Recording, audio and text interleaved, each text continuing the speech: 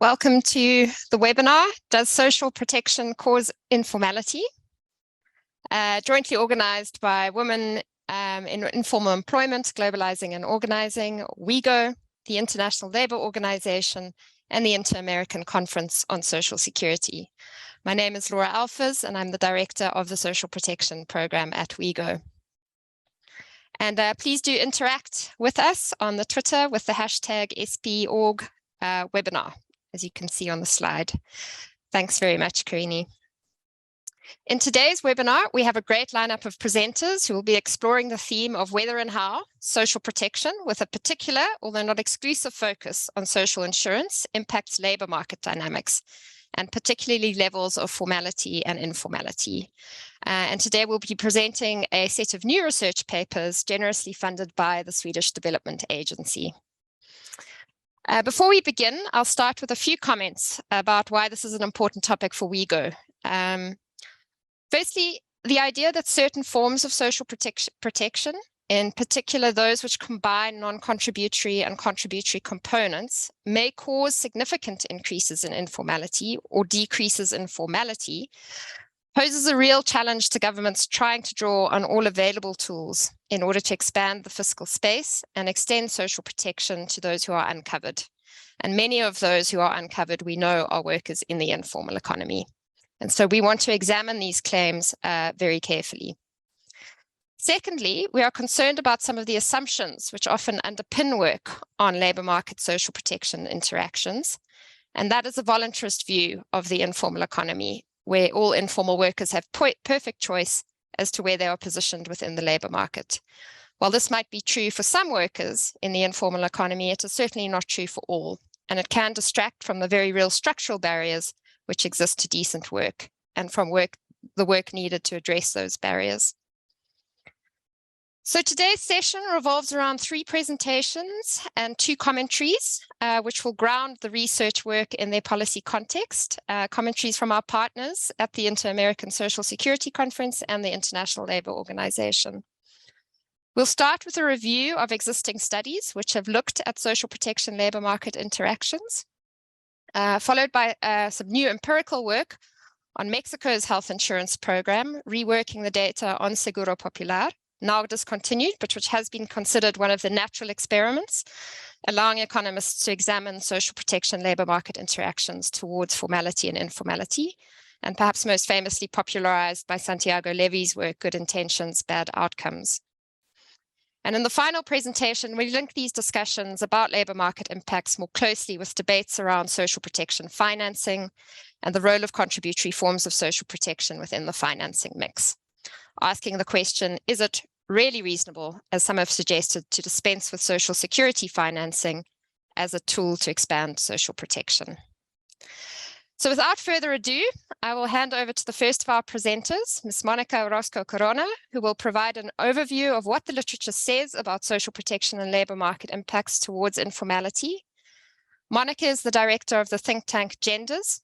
She is also an external research associate at the Centro de Estudios Espinosa Iglesias and has consulted for various international organizations and public sector institutions in Mexico, Colombia, Ecuador, and the Dominican Republic. She holds a master's degree in statistics from the University of Chicago and is an actuary from the Instituto Tecnológico Autónomo de México, ITAM. Over to you, Monica. You have 15 minutes.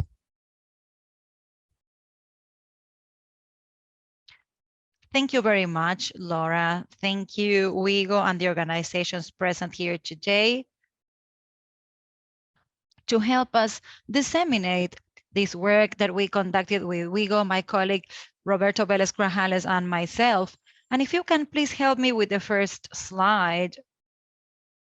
We conducted a critical review of the literature about this topic, where we focused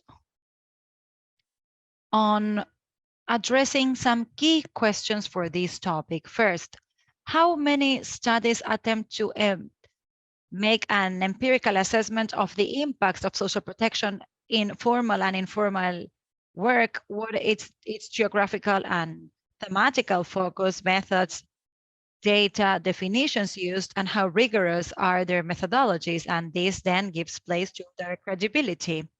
Moreover, Are they informing us about consistent or mixed findings? Or are they only representing some groups in the population or population as a whole? So this is the main goal of the study that we tried to address in this literature review.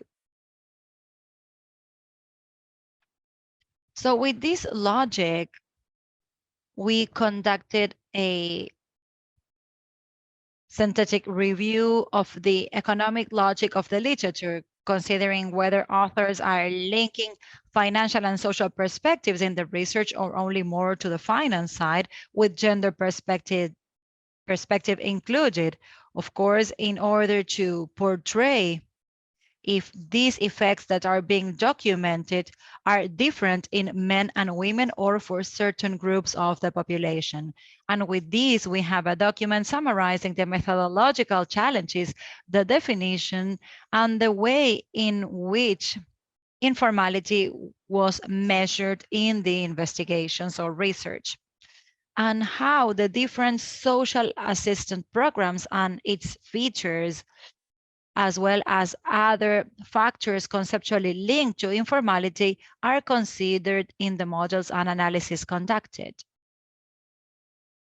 So we conducted our research focused on 27 studies, especially from Latin America, and some of these studies came from Thailand about its health universal coverage, and Turkey that has a study focused on a subsidy, a reduction of the fees for social security. So the topics addressed are the effects of the social assistance programs, the result of the interventions of social security in formal and informal employment. And by social security, I'm referring basically to that acquired through employment and the labor market. And I'm not referring to those other coverages funded with general taxes. And specifically, the assessment of changes of employers, companies, and employees. Not every research focuses on the three axes. Some go to one or two, and this is the first result of our summary. Next, please. So from these 27 studies, 16 are theoretical studies and 11 are research with robust methodologies aiming at measuring the effects of the programs around the labor market. And from these 11, 7, as you can see on the screen, have reliable estimates of the significant impact, in some cases only for specific groups of the population. And in the case of the theoretical studies, 2 of them are funded on general balance analysis, but they are not necessarily trying to measure impact, but to strengthen the theoretical approach.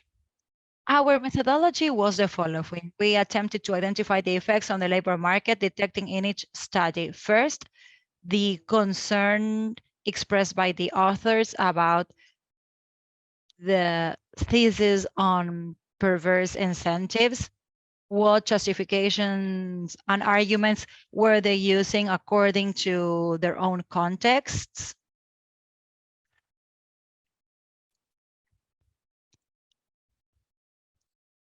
I'm sorry, the original audio is cutting.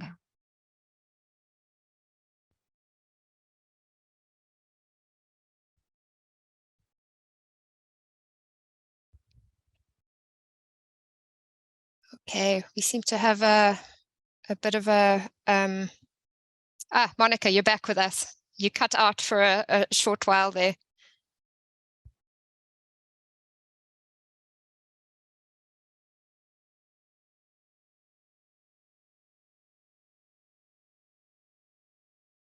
Let's just give it a minute or so to see if Monica can come back to us.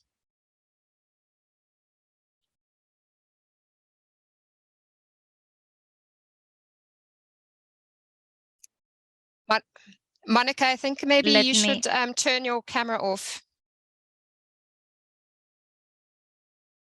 Can you hear me See? now? See. I think it's better if you turn off your camera. Yeah. See? Can you hear me now? Perfecto. Okay, See? great. Let's continue then. So I will continue with this slide. So one of the things that we did for this review was to summarize the main concerns and the justifications and arguments. I'm sorry, we are losing the audio again and we cannot hear the speaker.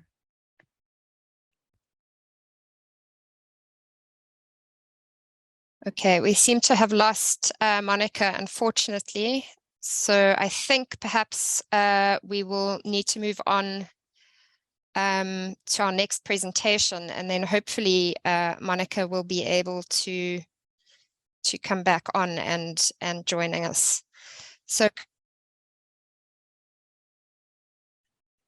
yes, we can hear you, Monica. You are cutting in and out. Perhaps we can try one more time. Okay. Okay, the last time then, and if it cuts, then we can switch the order. So as I was telling you, the study summarizes the main concerns, justification, and arguments for the reviewed studies, and in them we summarize the data sources and the period under analysis, because that is important too, the short, long, and medium-term effects. In the methodologies, we also registered the time for the exposure to the program, effects on informality, formality, and results and conclusions at which researchers arrived.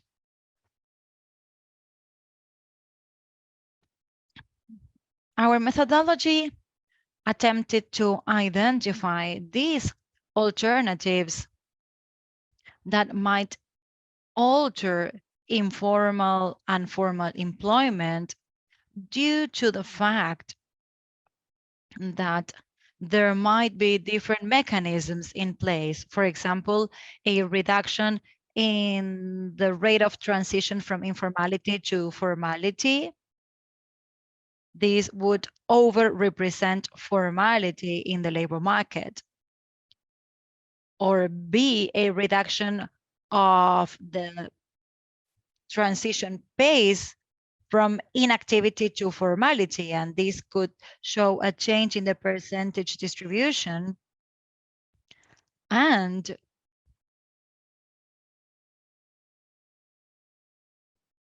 there are some studies that actually tried to analyze the total labor market from the data sources from surveys with national employment surveys, even though there are some other pieces of research that use administrative records and they only include data about formality, and you cannot by inference know the rest.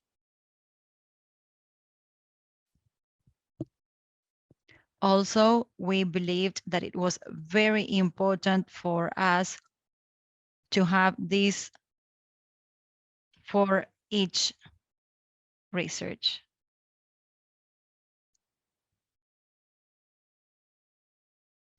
From the 27 studies,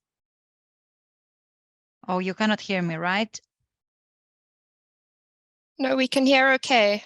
I think See, let's carry on. It is breaking slightly.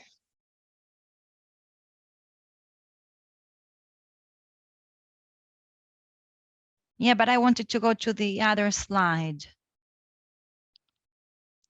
Okay, so here, from the 27 studies, 13 tried to measure effects of specific social programs, 6 measured the effects of the non-contributive health insurance, 4 analyzed money transfers, like for elderly people, and 3 are focusing on the effects of subsidies and taxes on social security fees. And in the other 14, there are integrated approaches, especially describing the conceptual framework. And 8 analyze the trends of the contributive and non-contributive expenditure in different countries in Latin America as the labor participation and informality, but not measuring the effects. And these are pieces of research related to the Regional Human Development Report 2022, and these are the case studies for each country. So in the 13 studies that try to measure the effects of the social programs, 2 of them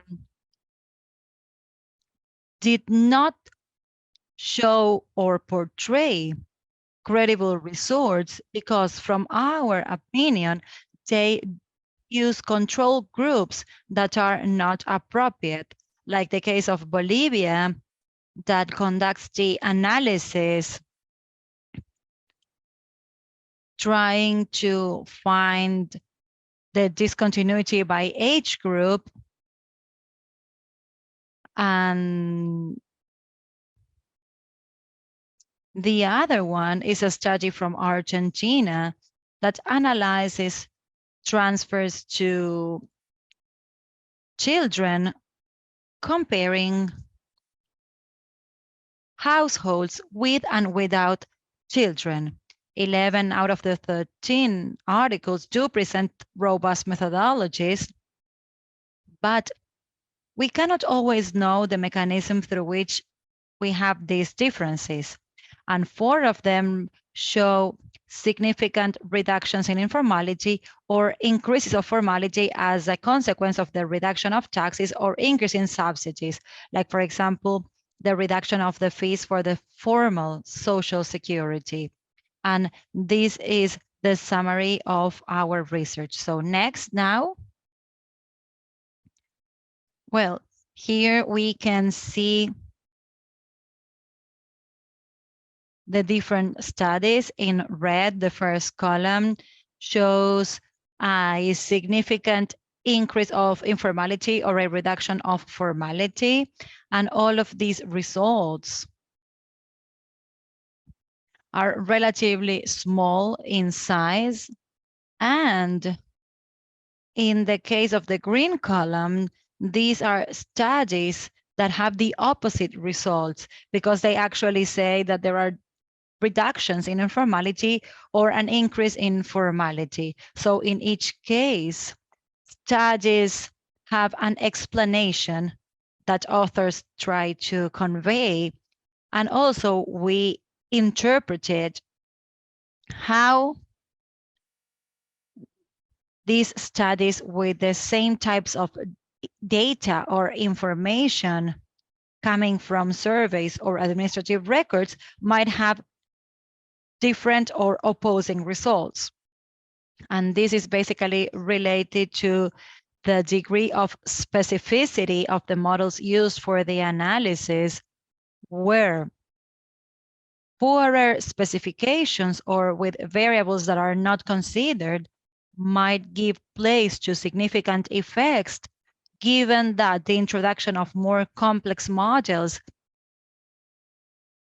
will basically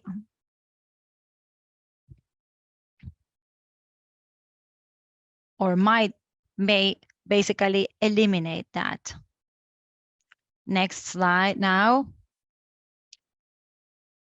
So here, what we can summarize is that there are some studies presenting variables that were omitted, measuring the effects of informality or formality, but rarely they measure both. 4 of these studies that portray reductions in formality, which are statistically significant, do it for the following groups: employees and employers in small-sized companies, here a reduction in formality. However, these studies also show at the same time, increases in formality in other companies in terms of size. Also, for men in specific industries and for elderly people. So in this case, these specific groups of population are those where we can see that these modifications are taking place.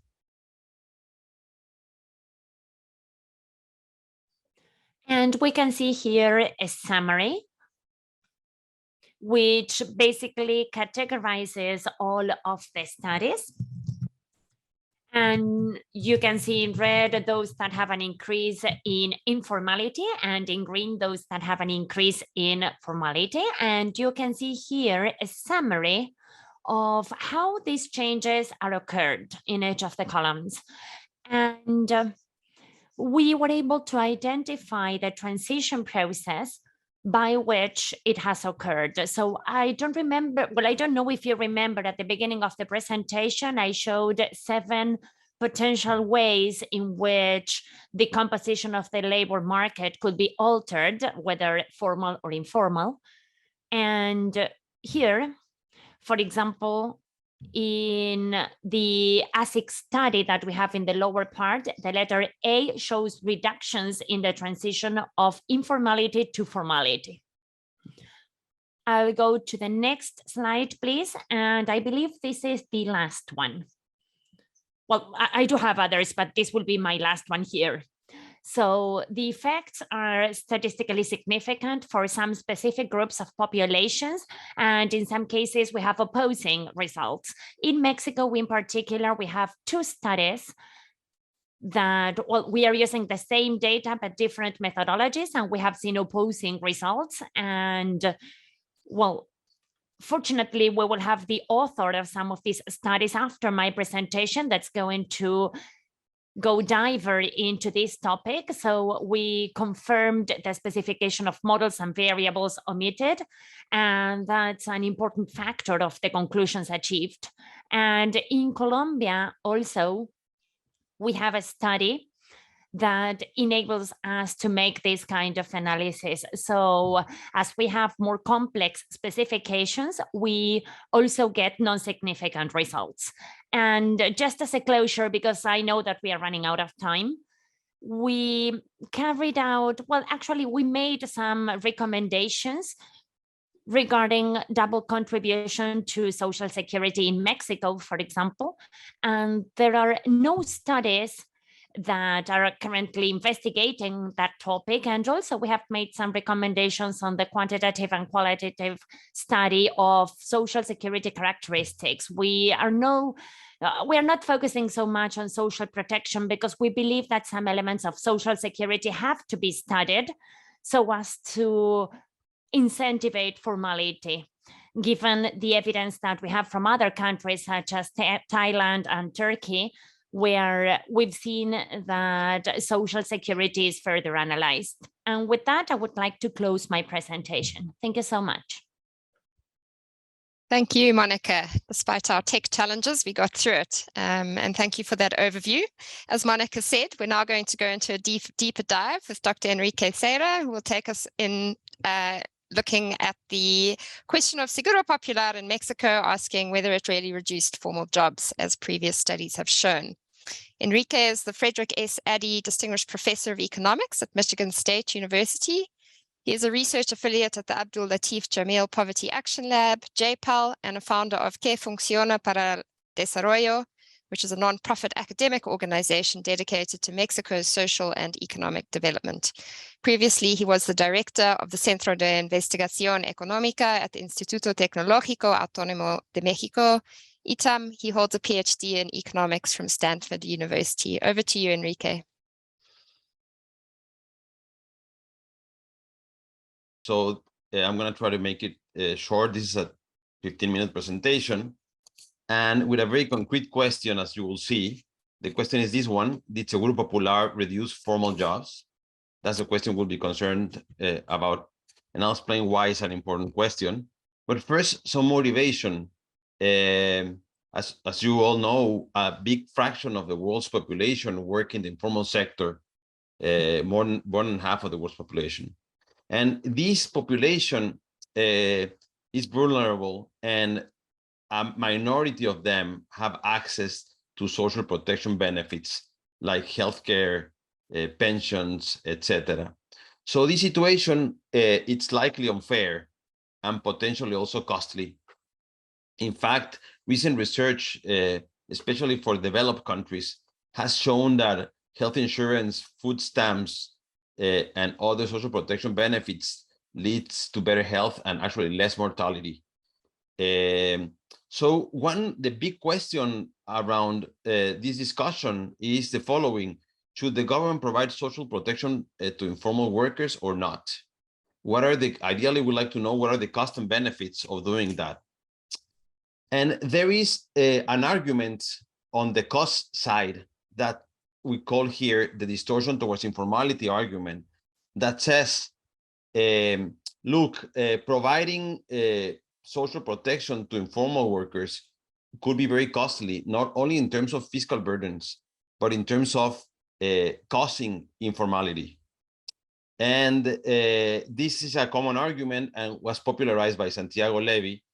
And this is, as we'll see, the argument is reasonable in the following sense.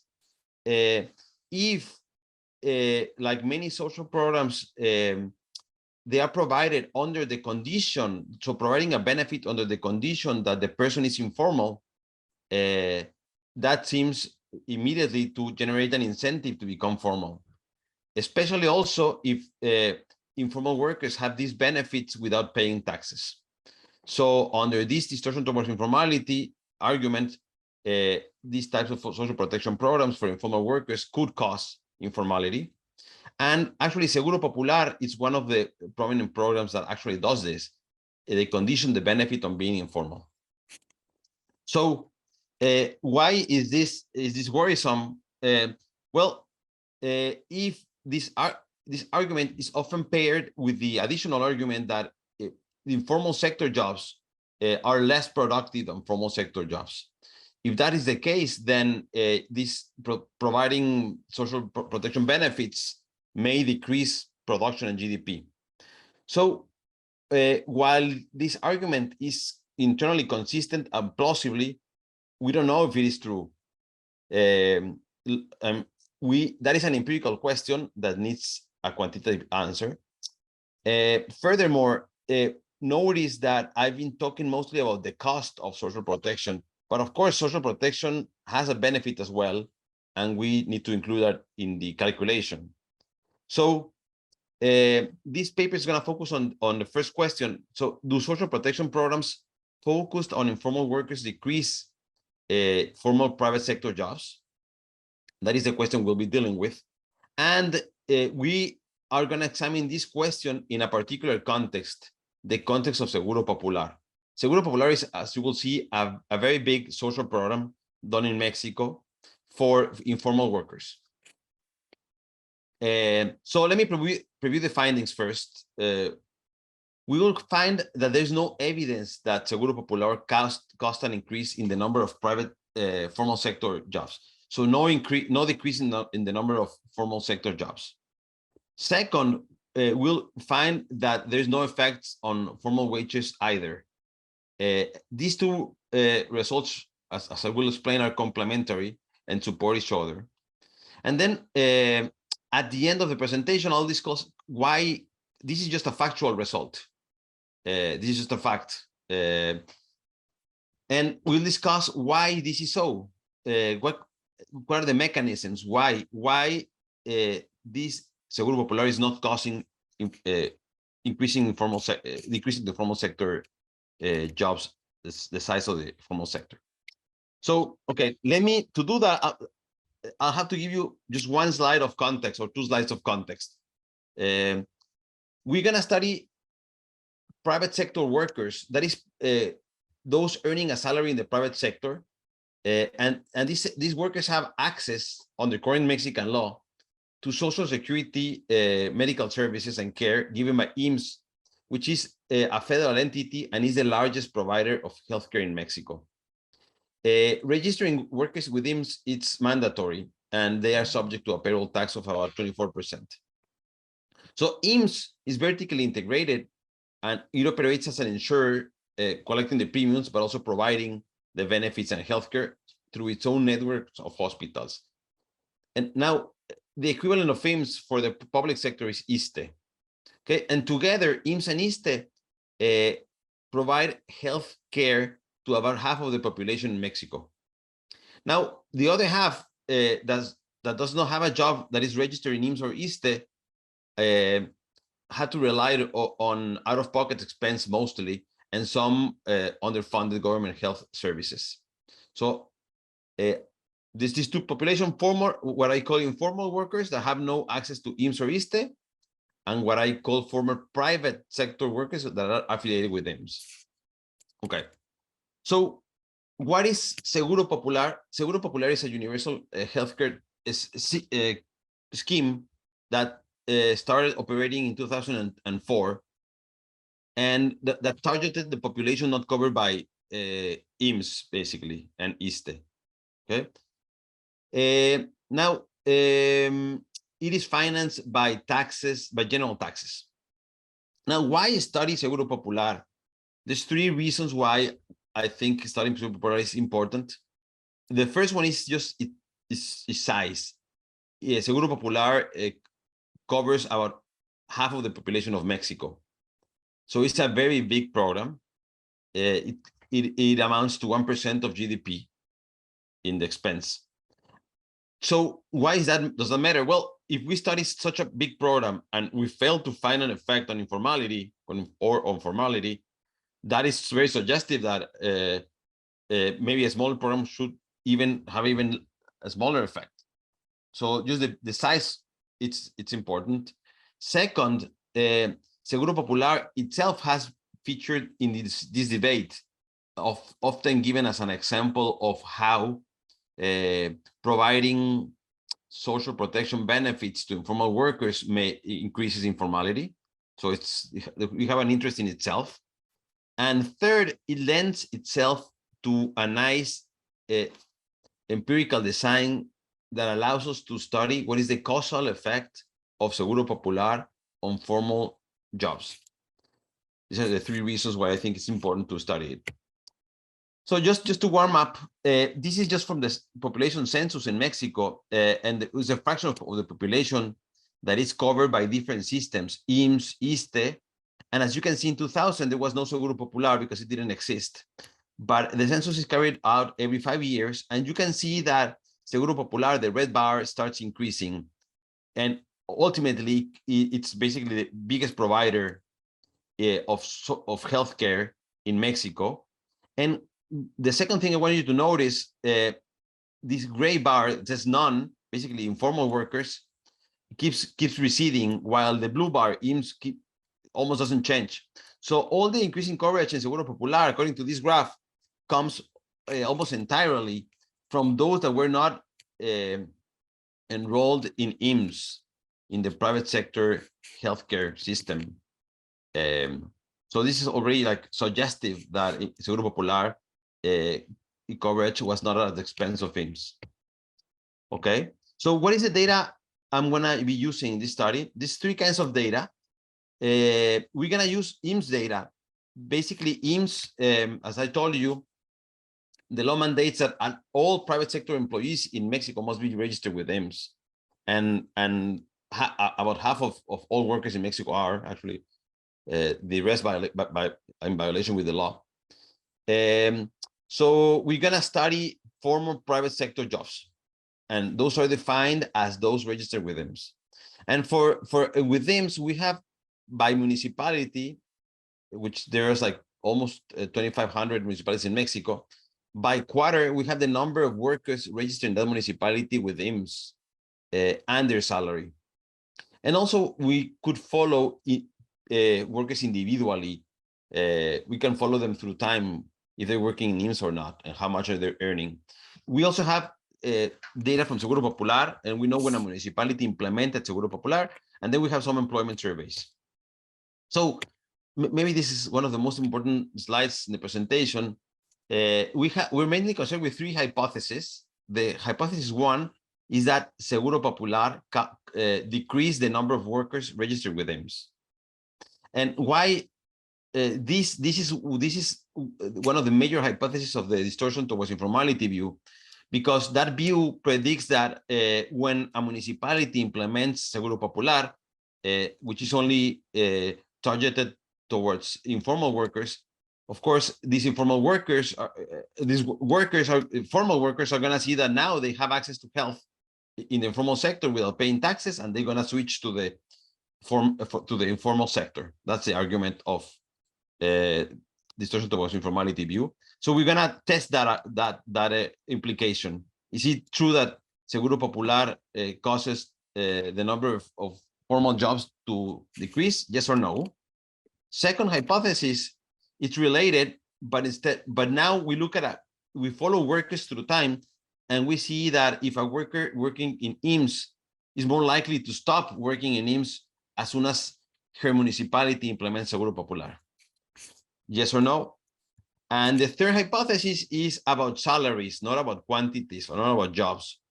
And this hypothesis says, well, if indeed Seguro Popular attracted people to the informal sector and decreased the supply of workers in the formal sector, given a constant demand, the formal sector salary should have to increase to compensate for that. Lower supply and unchanged demand leads to higher salaries in the formal sector. Is that the case or no? And so I'm gonna for the three of them, we're gonna find a negative response. No effect on the number of workers registered with IMSS, no effect on switching from the formal to the informal sector, and no changes in salaries. All three are in contradiction with what you would expect from a simple distortion towards informality argument. So we find evidence against that argument. So what are the methods we're going to use? We're going to use two methods. One, it's called difference in difference, but what it means basically, we're going to compare outcomes of municipalities that have implemented Seguro Popular with those that have not implemented it yet.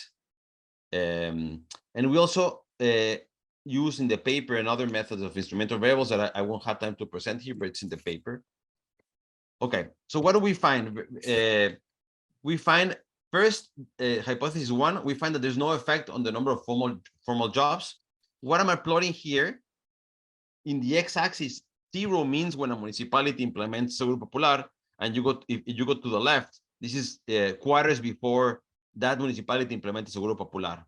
And if you go to the right of 0, it's comparing municipalities that have implemented Seguro Popular with those that have not. And in the vertical axis, you see what is the causal effect of Seguro Popular on the number of jobs, of the proportion of the number of the proportion of jobs. And actually here, we concentrate only on the self-employed, those that register one employee with IMSS. We don't find a negative effect. This is a statistically zero effect because the shaded area crosses 0. But if anything, the effect is positive. But of course, statistically, it's a 0 effect. So no effect here on self-employed or self-employed formal jobs. And then when we look at the total number of jobs in IMSS or the total employers registering at least one worker in IMSS, we also find statistically 0 effects. Now, we do the same thing for wages, and we find a 0 effect on wages. Remember that we were expecting a positive effect on wages. The argument being that if now informal jobs are more attractive, in order for formal employers to retain workers, they will have to increase the salaries. That's not what we're finding. And in the paper, you can find hypothesis 3. We also don't find an effect on switching.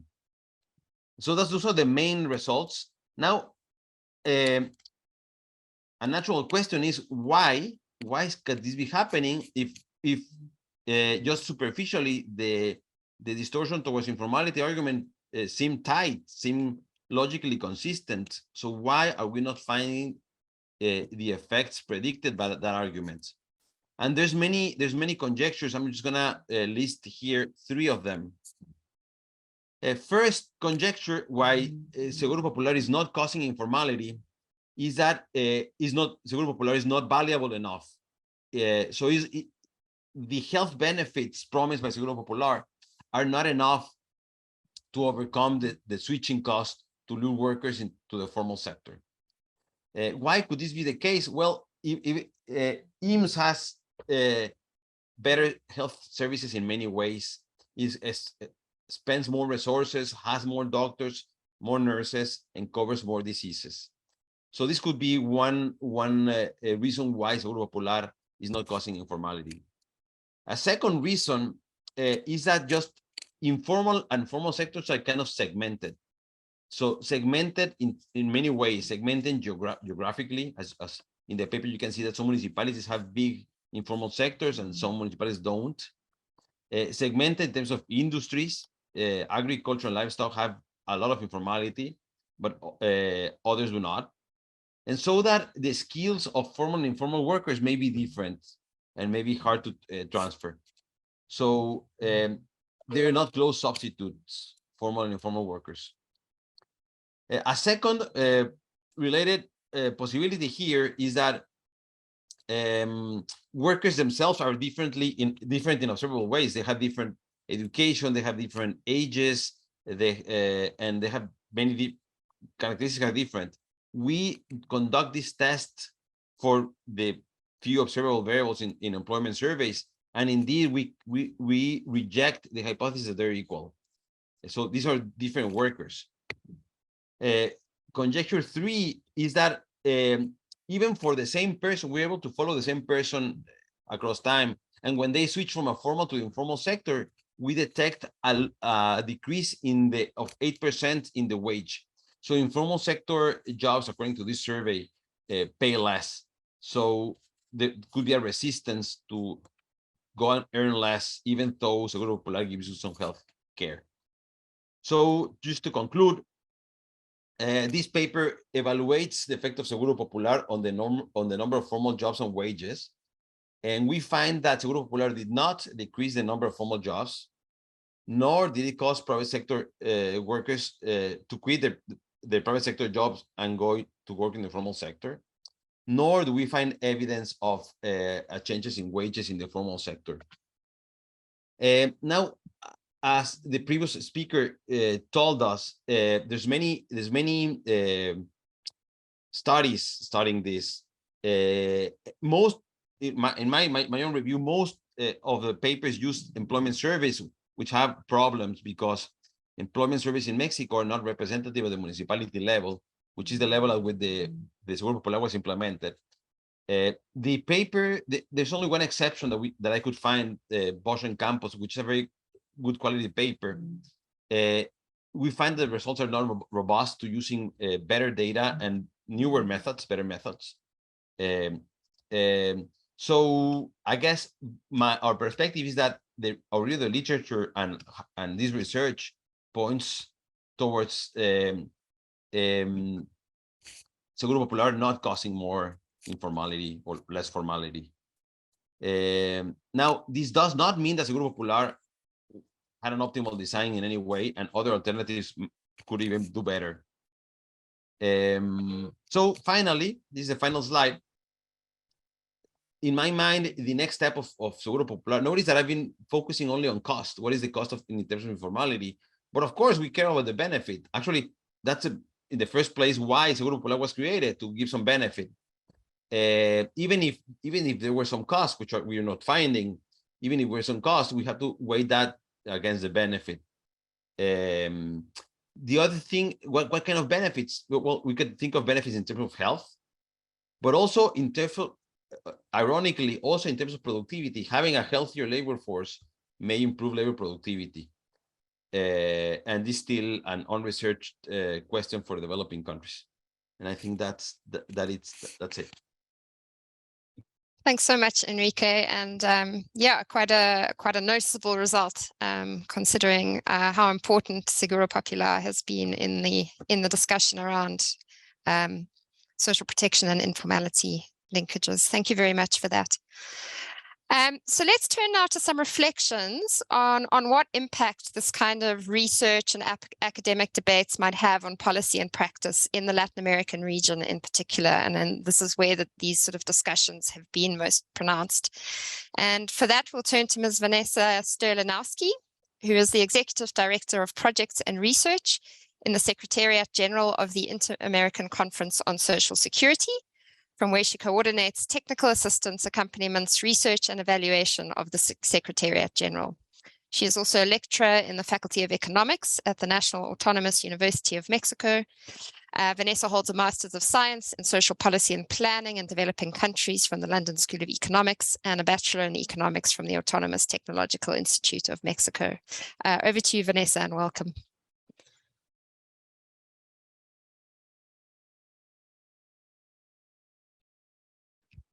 Good morning, everyone. And good afternoon, too, for those of us who are on the other side of the ocean. For the CISS, for the President, the General Secretary, and for me, it is so important for us to be organizing this event together with the ILO and WIEGO. And also, I would like to say hello to our moderator, Dr. Laura Alfers, the other commentator from the ILO, and those speakers that have just presented these interesting findings. In my intervention, I will reflect on two topics related. First, how the formulation of public policies in Latin America is impacted by the argument that Social Security fosters labor informality. And secondly, how we can work around this affirmation to go further in terms of social security. Of course, it is hard to make generalizations on any topic in Latin America, in this region of the world. There are several different institutional arrangements in social security, and some ideas are more important in some countries than in others. For example, in the first 2 decades of this century, in some countries in the Southern Cone, there were reforms to improve the tax regimes, also changing some collection mechanisms to improve the sustainability of the systems. Whereas in other countries, such as in Mexico and others in Central America, reforms created non-contribution or contributive programs. However, there are other countries that are right in the middle. The ideas questioned or presented by these articles are very significant, especially in the countries of the second group, through Santiago Levy's paper or the proposal of basic universalism promoted close to the Inter-American Development Bank. Even though the argument that informality was fostered by non-contributive programs, it is not as predominant as those ideas centered in financing mechanisms. Maybe one of the first questions that decision makers are thinking of when new programs are proposed to be expanded or created, first of all, the first thing that comes to mind is the source for funding. First of all, states have limited resources, so they need the right funding. So the questions are always around that, and how rooted the neoclassical idea is that tax burden go against investment, and in many cases, this is not even considered as a complement to Social Security. So funding through final taxes to consumption is seen as the better or as the best option. And governments face constraints to expand their programs. As a consequence, always what happens is that expenses are being constrained or limited. And usually these benefits offered have limited coverage or are not very generous. And these sort of dogmas impact the expansion of social security systems. And in terms of the second question, I would like to start by saying that in order to overcome the limitations imposed by these ideas, we need to understand systematic empirical studies that test these affirmations. like WIEGO, the ILO, and other researchers have done in the articles that we are discussing. And I think that it is very relevant to do this because this will allow us to have academic debates and about public policy being informed and based on evidence. And this could help us formulate other alternatives to deal with problems such as the high levels of labor informality, especially in Latin America and in the Caribbean, and the gaps in social security coverage. If we relate this to the previous reflection, it is very important to analyze the effect of the contributions in social security coverage and in the levels of informality, like in the reviewed articles. And I would like to congratulate the authors and the ILO for conducting this important task. Moreover, we believe that in order to face these dogmas around the universalization of social protection, we would like to point out the voluntary decision. And sometimes they say that non-contributive programs foster informality because they are less expensive compared with those contributive. And this comes from the fact that people really decide whether they can work in a formal way or not. And a logical consequence of this assumption is that it is considered that the high levels of informality come mainly from the fact that people choose to have informal labor, because then they would have more income, because they would not have any contributions being discounted from their wages. And this then takes or turns the responsibility around social security to workers. And this way, the state or employers are exempted from the responsibility. And there might be cases where you can be or choose to be an informal worker. However, many people do not do this out of their will, but just because it is their only choice. So I would like to conclude that this idea can be complemented with a qualitative approximation in order to address the causes and factors related to decision-making processes at the individual level in order or whether to participate from the informal sector or not, both from employees and employers. It will be good to know these interpretations and the narratives around them in order to counterweigh what is happening with Social Security and the different constraints being imposed to its universalization. And this is it from me. Thank you very much. Thanks very much, Vanessa. And yes, important point about the value of having some qualitative analysis as well. Thank you. Okay, we're now on to our final presentation for the day from Professor Oscar Centrangelo, who will look more generally at what the evidence says about social security contributions and their role in the financing mix, as well as their impacts on social security reforms on formal employment. Oscar is Professor of Public Finance at the University of Buenos Aires and a researcher at the Buenos Aires Interdisciplinary Institute for Economic Studies. Between 2001 and 2011, he worked at the Economic Commission for Latin America and the Caribbean as an expert in public policies. Before that, he held different positions in Argentina's public sector, including as Undersecretary at the Ministry of Economy. He holds a master's degree in development studies from the University of Sussex Institute of Development Studies. Thank you, Oscar. Over to you. Thank you very much, Laura. I would like to thank WIEGO, the ILO, and the CISS for organizing this seminar, and especially ILO and WIEGO that allowed me to conduct this study that I conducted together with Florencia Calegaro, where we attempted to review the significance of social contributions.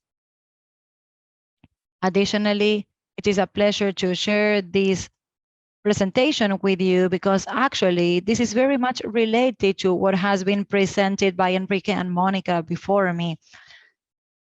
So I think that we'll be able to have different debates after this. What we tried to do was reviewing the role of social contributions in employment and formality. What does the theory say?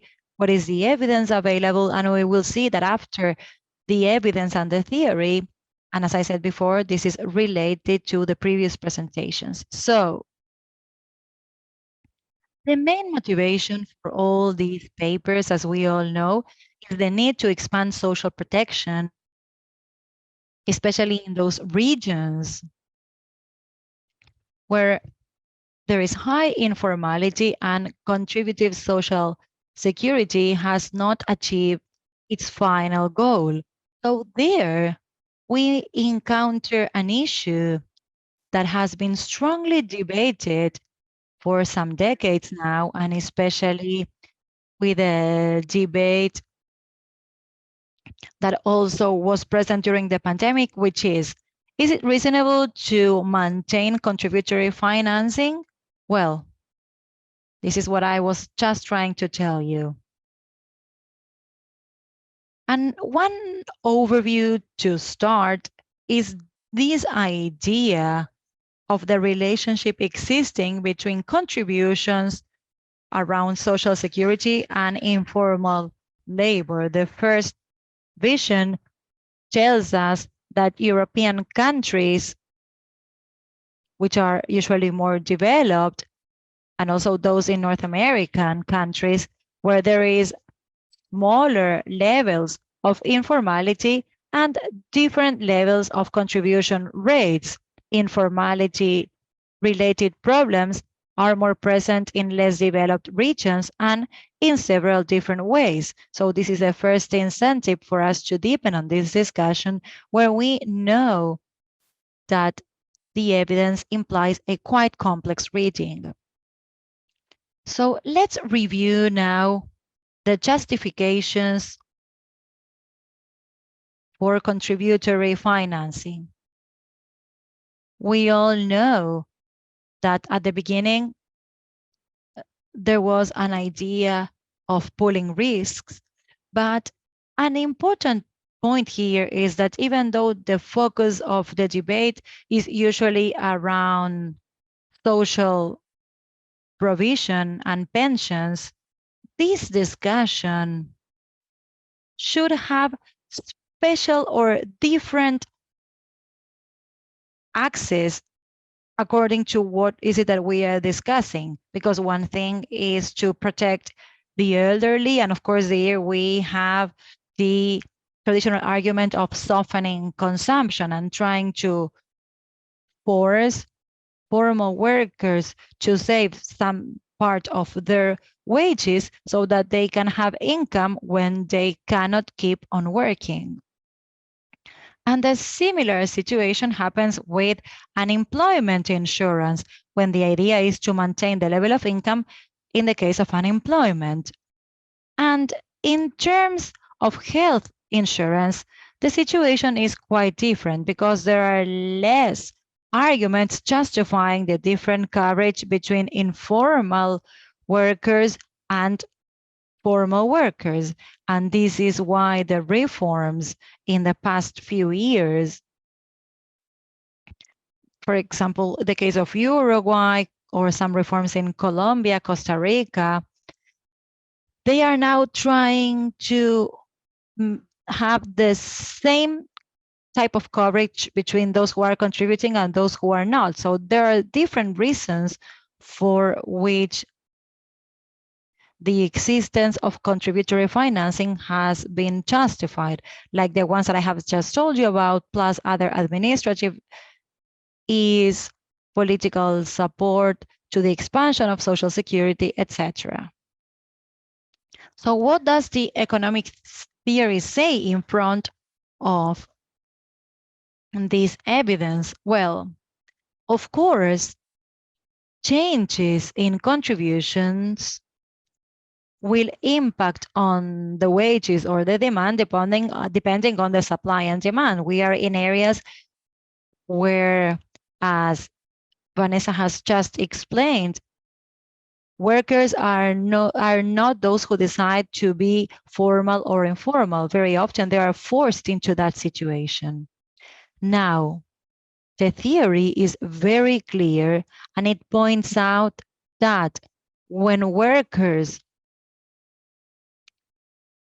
have or believe that there is a strong link between what they do today with their future benefits, like if I contribute today, I will have a pension benefit or a health insurance, well, this makes for the supply and demand way of functioning, it would be like a wage in kind. So this should be treated with much more care. So what is the relevance of contributions today? Well, we here might have 2 or 3 different possibilities. This is the relevance of the social security contributions as a percentage of the GDP. So we have the global average separating the most developed world with much more formal employment and with higher contributions. And we see this compared to the other regions, Latin America, Africa, Asia, and the Pacific, right? Now, if we see this as a percentage of total public resources in each one of the regions, here the situation is more similar among the regions, because not only contributory financing loses importance, but also tax collection in general. And this in turn will affect other resources. So here in the case of Latin America, we see it very clearly where it reaches levels of contribution as a percentage of the resources very close to the global average.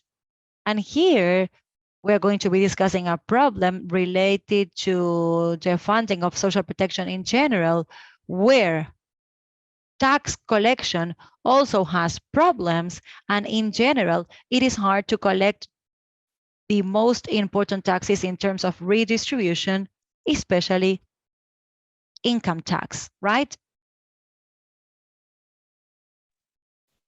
So it's very important to consider that as well.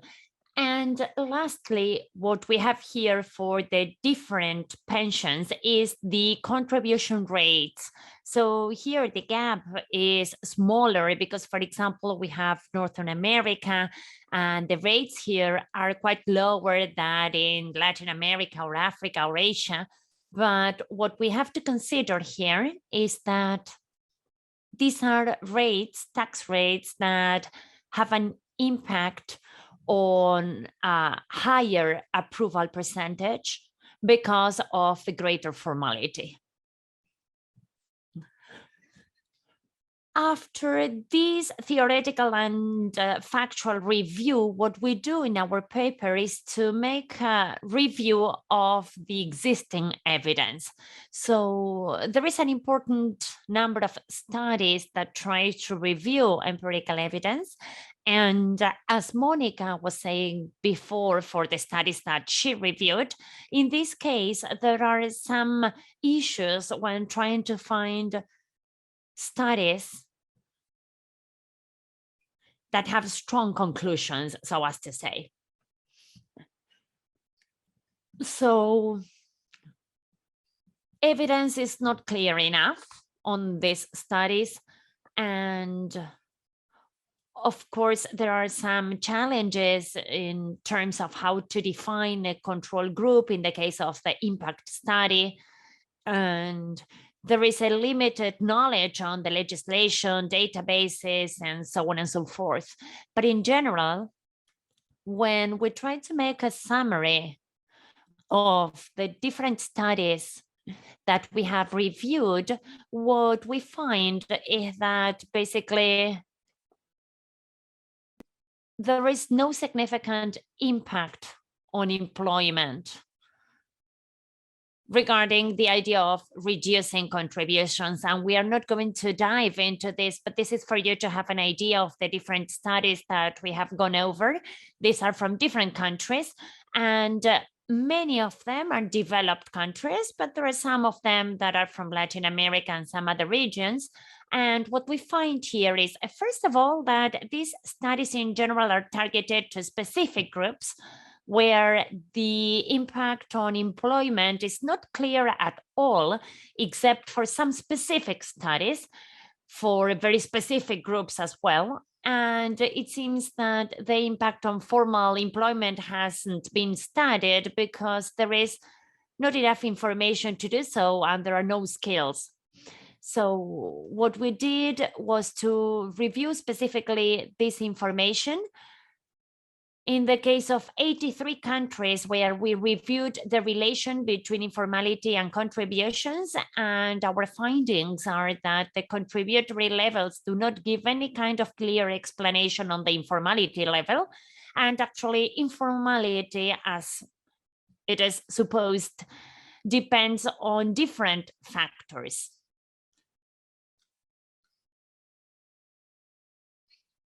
Now, having said so, we also reviewed case by case, and well, we had the great support from a lot of experts, specifically the ILO, that, well, provided to us a lot of information on what's going on in the different regions with this type of reforms.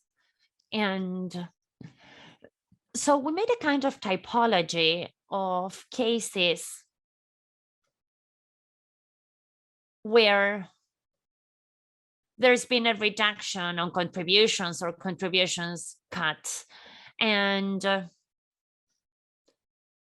what's known here is contribution cuts during some type of structural reform of the pension systems. So in these cases, specifically those that occurred as of 1990, refer basically to the introduction of private capitalization systems, where on the one hand,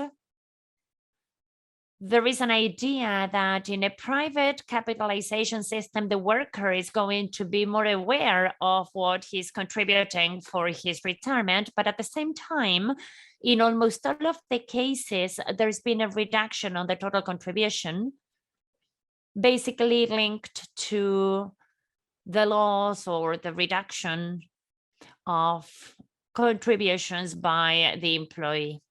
So there are a lot of cases here, and obviously we have cases from Latin America, but also there have been a lot of experiences in Eastern Europe.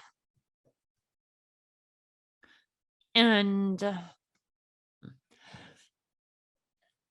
there are several studies on this, and there are specifically some of them from the ILO that have focused on these topics, but there is no significant or, well, no impact at all on formalization.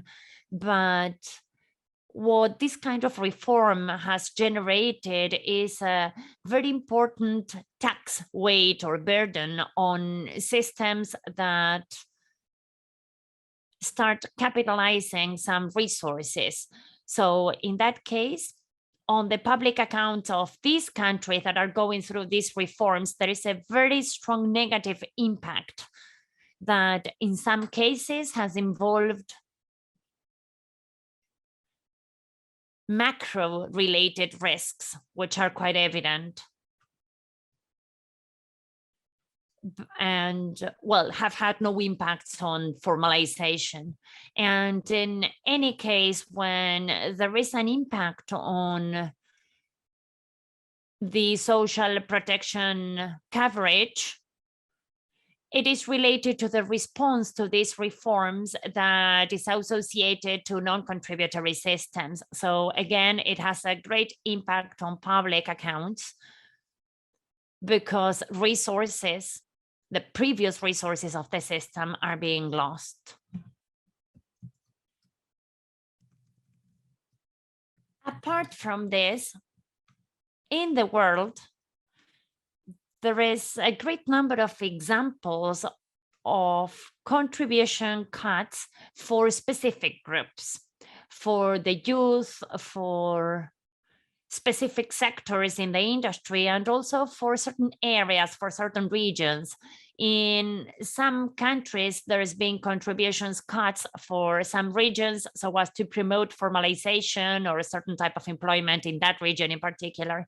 So in this case, impacts are limited and generally have fiscal costs. And also it depends on the mechanism to go back to the complete contributory financing system is like. So this is what's happening with many fiscal simplified regimes in Latin America specifically. So if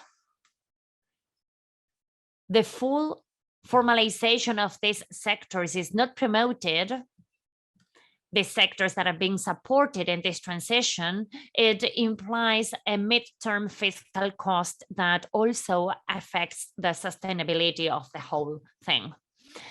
Thirdly, we have contributions cut as part of large scale tax reforms. And in this case, well, actually, in all of the cases, there is something that is related to this specifically, because for a country to reduce tax reforms, well, another type of tax reform has to be created so as to make up for that.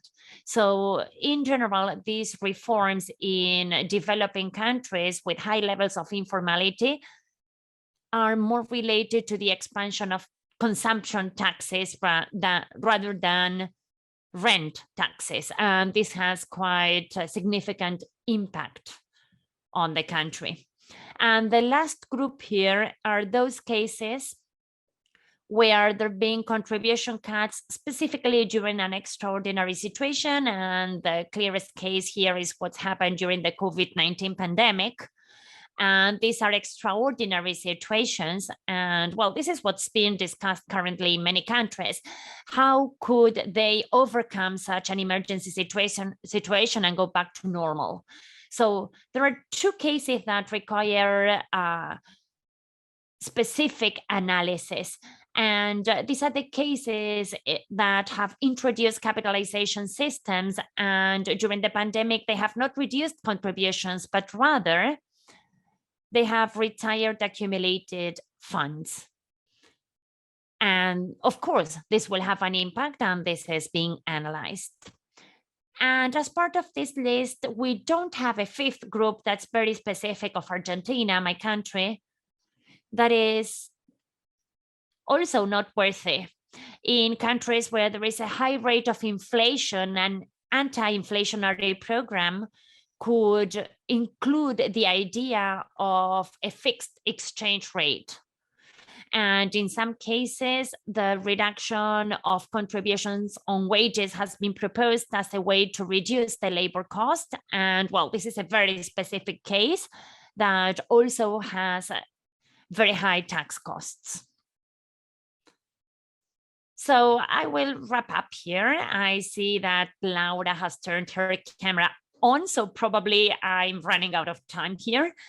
But well, we kind of compiled all of this information, and based on that, I say, okay, considering that labor informality is a structural characteristic of many of the economies of the countries, the idea of reducing contributory finance is not the solution to improve informality. The truth is that the cases that have been analyzed quantitatively and qualitatively as well do not show that evidence. And well, in fact, what they show is that reducing contributory financing in economies which have difficulty in tax levels will generate more problems affecting macroeconomic operations and also requiring more resources for social protection in those areas that cannot contribute using their salaries. So there is a double negative impact that we have to consider in those cases. Of course, we can think that in the long term that can be solved with better formalization, but it seems to be a desire actually to justify the politics that we currently have. So I would say that what's important here in this case is that we have to be really careful with the solutions that we want to provide to solve the informality problem, because this is quite a complex situation with a lot of aspects involved. And I don't believe that we will be able to solve this with the recipes that we already know. Okay, that's all I have. Thank you so much. And of course, if you have any questions, here I am. Thank you so much, Oscar, for that wonderful, wide-ranging presentation. So we're getting to the end of our offering for the night. For my night, it's not the night everywhere. But we're going to move back to try and read this discussion more firmly in its policy context, Oscar and Francia's research. And for that, we have Dr. Helmut Schwarzer, who is the head of Public Finance, Actuarial and Statistical Services unit in the ILO Social Protection Department. Since 2010, he has been a senior social security specialist for the Americas. And before joining the ILO, he was the Secretary of Social Security for Brazil during the 2 mandates of President Lula da Silva, and researcher at the Institute for Applied Economic Research in Brasilia. He holds a PhD in economics from the Free University of Berlin. Helmut, can you help us to understand how these discussions in particular fit into the bigger questions we face around the financing of social protection?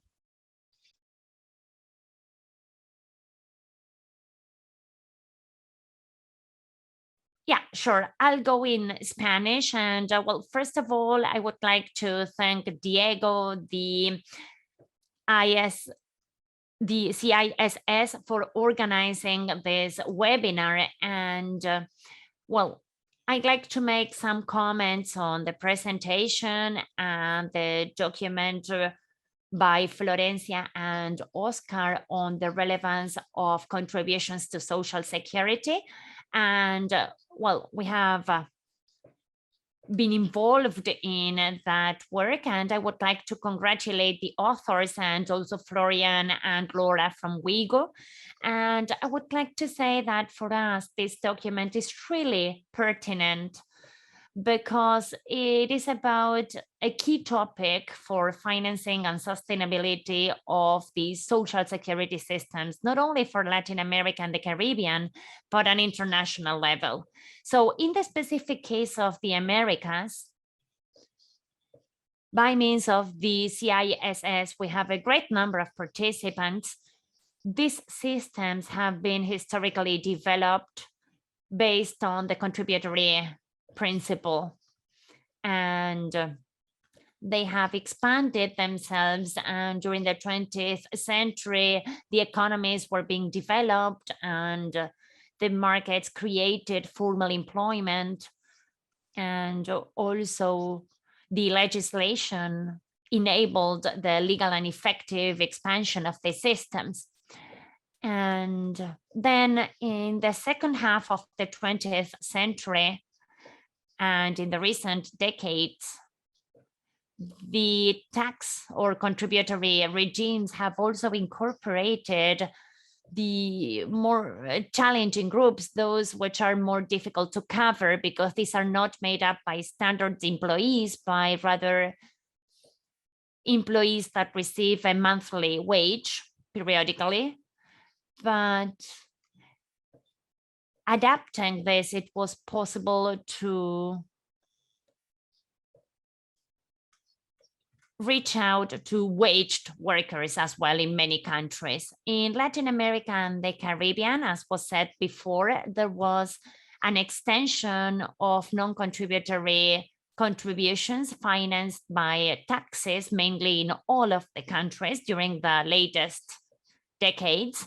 And with that, we were able to reach out to a very important part of informal workers, or well, workers and their families as well, that were not able to, for example, be eligible to receive services in the contributory systems.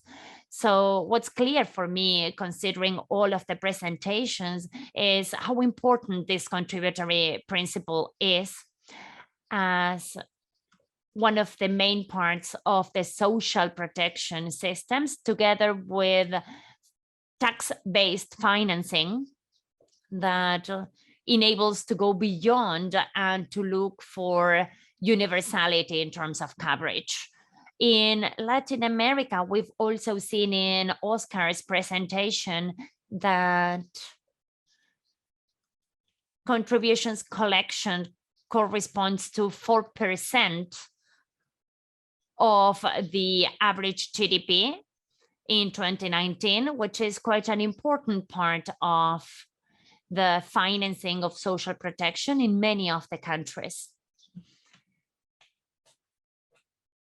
And also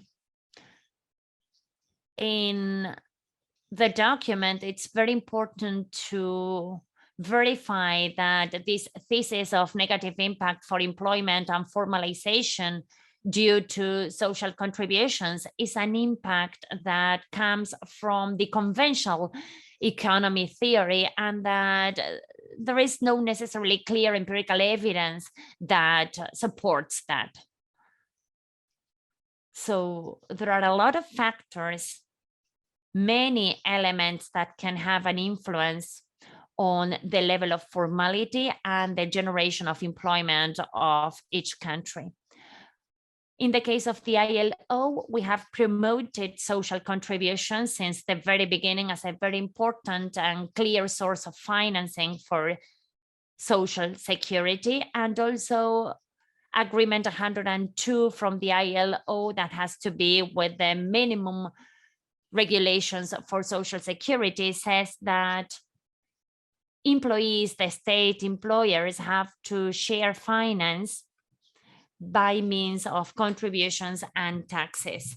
And so there is also a solidarity principle in terms of financing these regimes.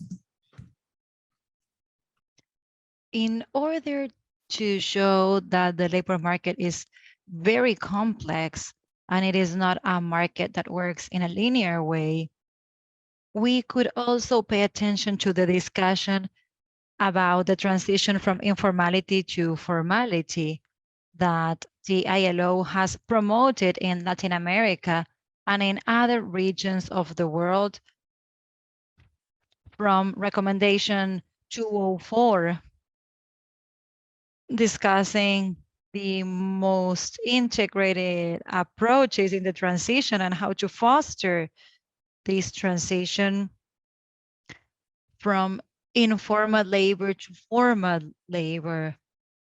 Contributions, funding, that's only one of the elements in a much more complex game that affects the labor market, also the good functioning of collective bargaining, the labor market, the role of the macroeconomic policies that also might have a pro-employment bias, etc. There are also other approaches in the economic theory that see the role of contributions and the cost of labor in a different way, from a different perspective. They do not believe that the cost of labor is the main factor to determine how employment will be generated or the status of the labor relationship, both formal and informal. We might think that in the Keynesian theory, for example, there is a very important determiner of investment by business people from their perspective to make profit, from the perspective of future development. And this is a key element for the business strategy.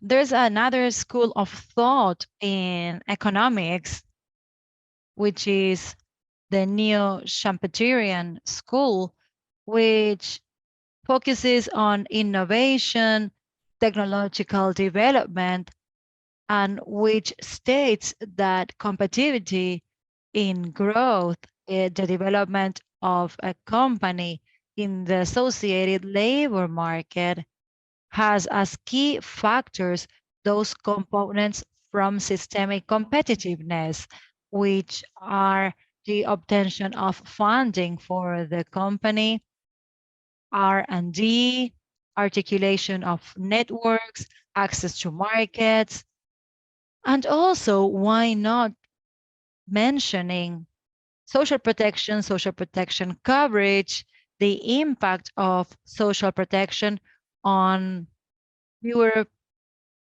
or smaller levels of poverty, inequality, and more social stability. This is also a factor important for the development perspectives in a country in the long term.